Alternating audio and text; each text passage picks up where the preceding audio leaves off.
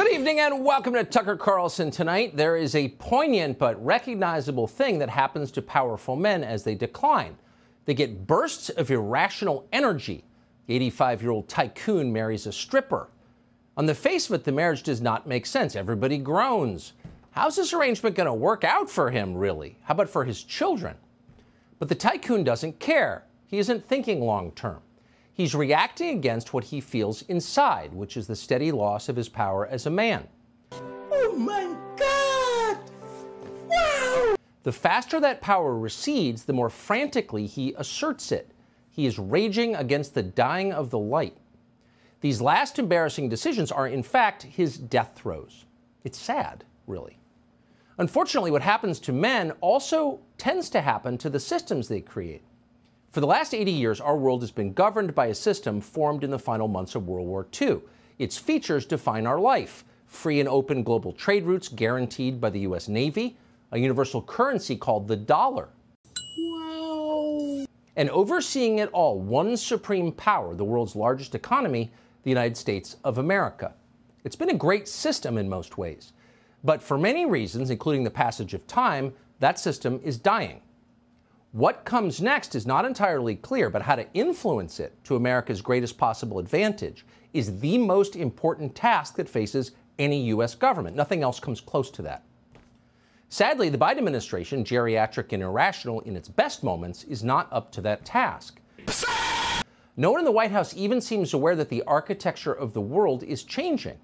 They call themselves progressives, but the Biden people think it's 1961, when American power seemed unlimited. Just today, our elderly Treasury Secretary scolded the Chinese government like a tardy servant. Shape up, China, or we'll send you back to the cellar. Watch this. We have made clear that providing material support to Russia or assistance with any type of systemic sanctions evasion would be a very serious concern to us. And we will certainly continue to make clear to the Chinese government and to companies and banks in their jurisdiction about what the rules are regarding our sanctions and the serious consequences they would face for violating them. We're going to tell them what the rules are. Once they hear the rules, they'll obey. Janet Yellen seems shocked and outraged that China has decided to align with Vladimir Putin in the war in Ukraine. It's an outrage. It's unbelievable. Who could have seen this coming? Well, almost everybody, actually. It was obvious to the world it was going to happen because it was always going to happen if we didn't force a peace in Ukraine. But somehow the Biden administration didn't see this coming. Now that it has happened, now that the world's largest country has joined with the world's largest economy, which also has the world's largest population, in order to fight a war against us, what do? Well, if you're Janet Yellen, you just order them to stop. Stop it, you naughty Chinese, stop it. Otherwise, we'll impose some serious consequences on you. We can't tell you what they are. But trust us, they are serious. They might even include further statements of outrage. So shape up, Chinese people. It's pretty amazing to watch. A lady who's never been in a fist fight ordering the Chinese military around like she owns it. You can imagine the laughter in Beijing tonight. Next, we'll have Admiral Rachel Levine wagging his porky finger at Chairman Xi. Surrender your arms, China, because trans women are women. It's all pretty amusing until you realize it's real. Caught in the middle of a historic global pivot in one of those rare moments when everything changes forever, Nani? the Biden administration has decided to live in the past and to pretend that the United States is still capable of imposing unilateral decisions on the rest of the world because we said so. Here's Joe Biden once again playing Churchill to Putin's Hitler. Freedom is priceless. It's worth fighting for as long as it takes.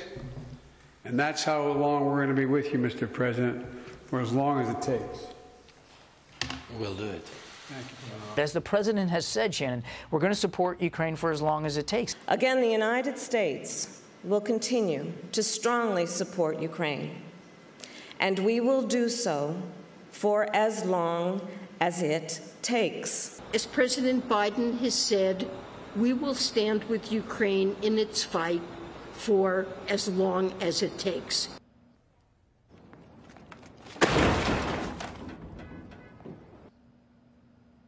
silly, ineffectual buffoons. The world is laughing. The adults are laughing.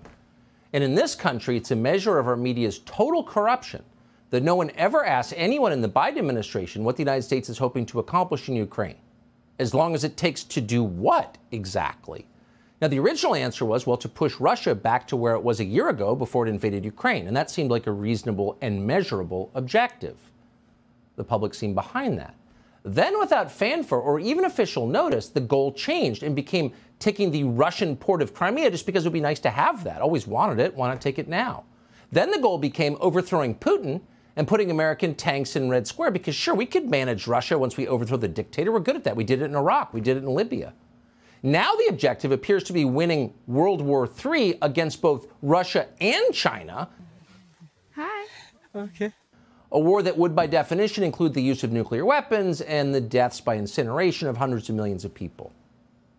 At this point, there is no limit to the war in Ukraine. It is all that matters. The war in Ukraine is the focus of the entire U.S. government, all branches, both parties.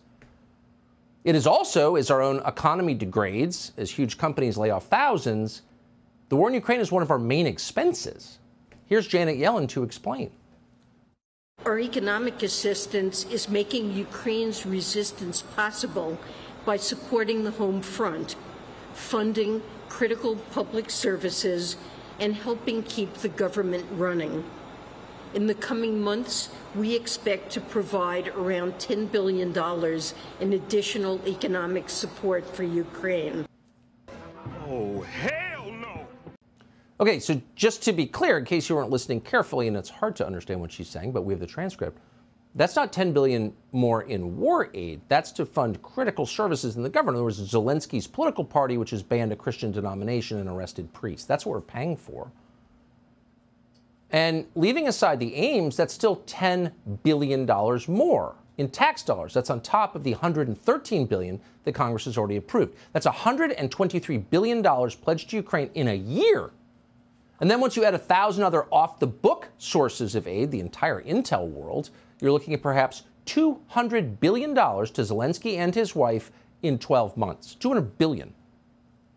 It's truly crazy. How much money is that? Nice.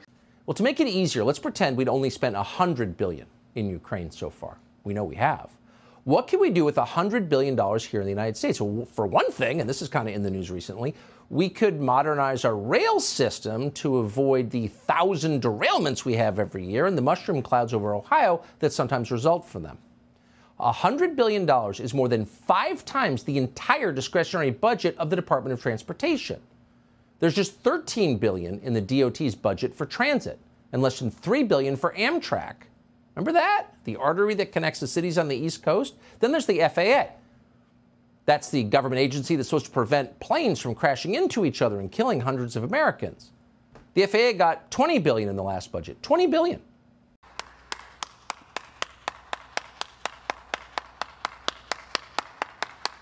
So given that planes seem to be coming very close to hitting each other lately, it might be worth funding the FAA a little more. Oh, but no, Zelensky's political party needs it. And then, of course, with that money, we could do things that matter long term, like building a wall along our southern border. We could build 4 of them for that. That would save, in addition to a lot of other things, hundreds of thousands of American lives by blocking drug traffickers from entering the country. And then you wouldn't have a cartel war in Texas and Arizona, which we're absolutely going to get. With $100 billion, we could pay off half the medical debt in the entire country. We could pay for 2 years of community college tuition for every young person in the United States. We could fund all out-of-pocket expenses for cancer patients for 5 years. Oh! That's a lot of money. We could do a lot with it. Why isn't Bernie Sanders doing the math on this? Why isn't he even talking about it? Why is it left to some right-wing TV show to figure out what could be done with that money domestically? Bernie Sanders is all for sending that money to Ukraine. And it turns out most so-called progressives are. Sandy Cortez, voice of the people, she's for it too. It's fascinating. Of course, we could also just keep the money. That'd be useful. We need it. Our national debt is now over $31 trillion. It's bigger than our GDP. Our debt is bigger than our GDP. In just the last 27 months, the Biden administration has increased the national debt by $7 trillion. How much is that? I mean, it's an incomprehensible number, but here's the context. It took 215 years from George Washington to George W. Bush to accrue that much debt. Interest payments on that debt have hit more than $400 billion this year.